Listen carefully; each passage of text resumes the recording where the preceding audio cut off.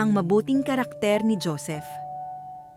Isang aral para sa mga Kristiyano, ang buhay ni Joseph ay isang malinaw na paalala na mas mahalaga sa Diyos ang karakter kaysa sa ating sitwasyon. Hindi naging madali ang buhay ni Joseph, bata pa lang siya.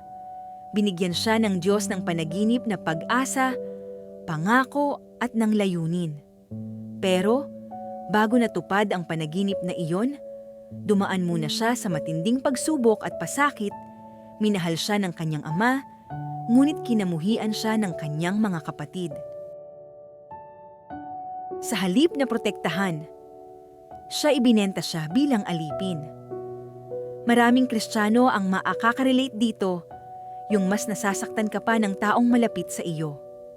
Pero si Joseph, hindi niya hinayaang lamunin siya ng galit o sama ng loob, pinili niyang magtiwala sa Diyos, kahit hindi niya naiintindihan ang nangyayari.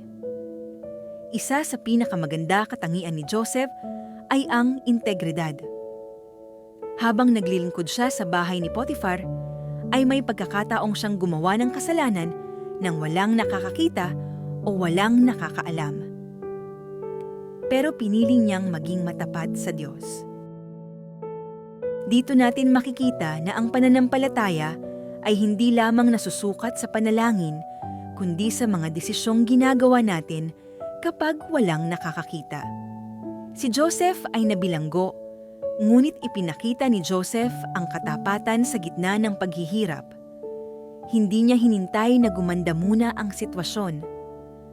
Naging tapat si Joseph kung saan siya inilagay ng Diyos. Isang paalala ito sa atin kahit nasa waiting season ka.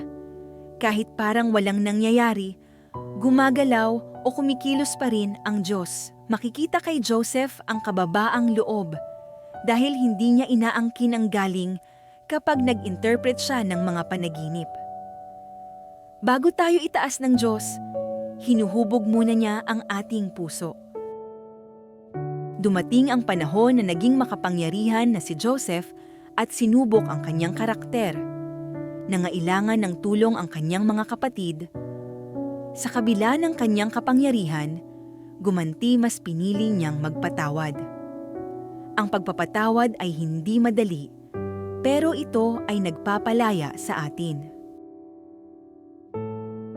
Ang buhay ni Joseph ay nagtuturo sa atin, maging tapat kahit mahirap, piliin ang tama at kung ano ang makakabuti, magpatawad kahit masakit at mahirap, magtiwala sa timing ng Diyos.